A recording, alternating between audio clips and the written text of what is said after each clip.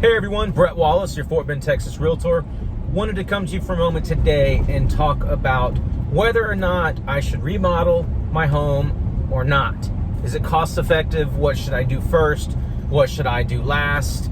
Okay, so bottom line, I always like to think of it as how long do you intend to stay in your home? If you're going to stay in your home 5 or 10 years and you want to put in a nice granite, granite, for instance, countertops has withstood the test of time. It's been around a long time. It's a great material for kitchens and bathrooms. It's impervious to, when you get a good grade granite, it's going to last, and it's not as susceptible to the ebb and flow of design and what's in and what's out, what's trendy, what's not.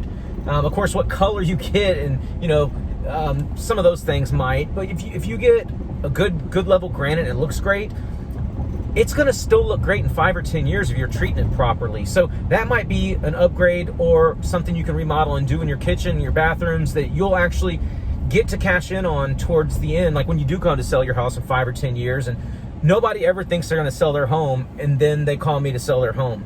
So that's something like that you actually get to enjoy the expenditure. I'm always a fan of those type things. Some things are more cost prohibitive and taste sensitive and are subjective to kind of the trends, like paint colors, all the warm paints. Builders are still turning in homes with warm tans. Grays have been kind of the thing for 4 or 5 years now, since like 2015, 2016. And, like agreeable gray or repose gray.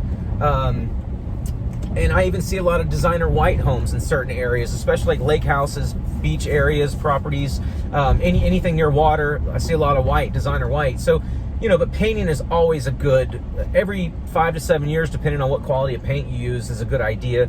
Paint and flooring really, really give you a lot of bang for buck. But whether you're going to remodel or not, it depends what project.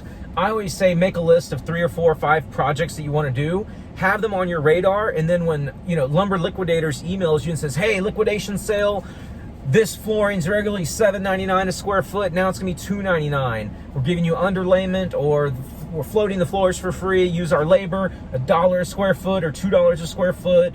Or you have somebody that a friend or somebody at your church that does floors. It's materials and labor. So kind of develop a spreadsheet. Excel's going to be your best friend, or some way to stay on top of things. Track prices, see what materials are going for. So you might have this as an order of projects I want to do. And then if a sale pops up, you want to say, hey, honey, that third project we were going to do, now let's do it now, because there's a crazy sale on tile or rigid core, luxury vinyl, whatever. So be flexible with that. But again, always depends on how long you plan on staying in the home. Again, I'm not going to drop a pool in. Everybody's dropping pools in because homes during this COVID epidemic, people's homes are now their castles, right? So they're putting in a lot more money into their home. Gunite, for instance, it's August 2020 right now. I'm hearing from my pool people that gunite which is a surface material for pools that's very commonly used. Gunite's a 4-month, 5-month back order right now for the material. So that shows you, at least in Texas, we can enjoy pools for 9 months out of the year down here. It's just, that's a big expenditure. Are you going to get back dollar for dollar if you sell your home in 5 or 10 years? Maybe not.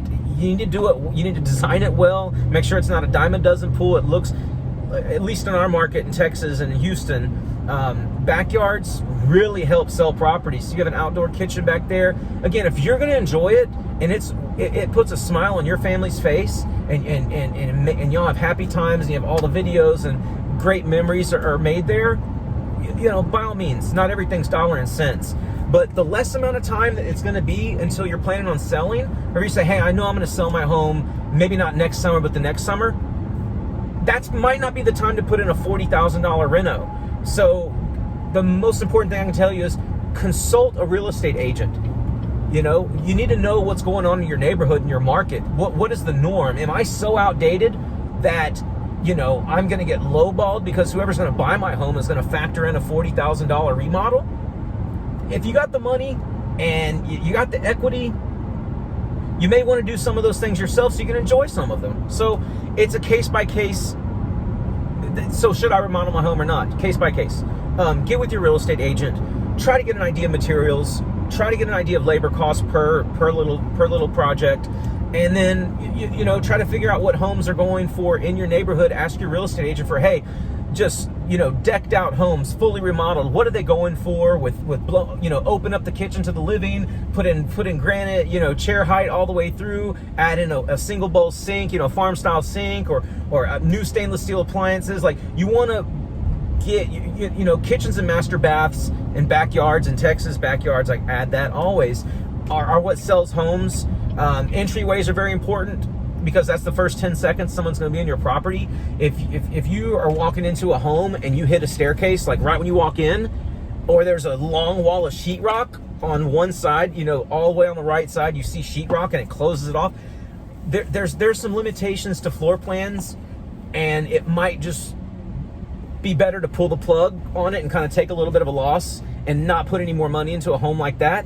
But there are some homes that can be kind of refreshed, and things can be opened up if it's not load bearing. But again, there's some properties that are a little prohibitive in what you can do, and it's kind of just best to not do a thing and just on your next purchase try to get into a home that's a little bit more with the times. But so in summary, get with a real estate agent, get with a trusted contractor, and then kind of prioritize and just be flexible. If you see something go up, a huge sale for something on I mean, granite, I don't see many huge granite sales. There's granite yards in Houston. You go look and you pick these huge slabs. Again, that's going to be something that's going to withstand the test of time, and you're going to get to enjoy it. And it really, really makes things beautiful, especially if you're coming from a laminate or lesser material in your countertops in your kitchen.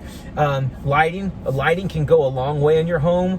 Chandeliers, opening things up with you know, just more natural light, newer light. You know, recessed cans, that kind of thing, versus other fixtures that are older. You know, those things are cheap fixes, so you can do a lot of things to really just highlight and showcase your home in a better manner that aren't break the bank type things. So get with your realtor, find out what homes are going for in the area, what the norm is for kind of the level of currentness. Terrible wording right here, but just, you know, if you're in an area where nothing's been renovated, you know, not as big a deal. Although if you do renovate and you do it, you'll be the person that's just, they want your area of town, they want to go to those schools, but none of the homes are newer like they are in this other part of town. But yours might be the standalone. Only problem is there might not be a lot of comps in the area to support it. So that's why you get with your real estate agent. But then if you're in a neighborhood that's just, everything's kind of been, there's been a refresh on most of the homes in the area, and you're behind with the times, you're probably going to need to do that anyway when you want to be competitive on the market, whether it's 2 years, 5 years, 10 years. So maybe that might be a good expenditure, and you get to enjoy the fruits of your labor and your expenditures and living in a home that's been remodeled. So that's just a quick thumbnail sketch of my opinion on remodels, whether to do them or not, case by case. Again, thank you for watching the video. Hit subscribe, like this video. Please call me. My email address is on my website, brettwallace.com. My phone number, call me. Comment below if you want me to address anything from this video, new topics, anything. I'd love to talk about it. Call me anytime. My number's on my website, brettwallace.com. Thank you so much for watching. Have a wonderful day, and talk to you soon. Bye-bye.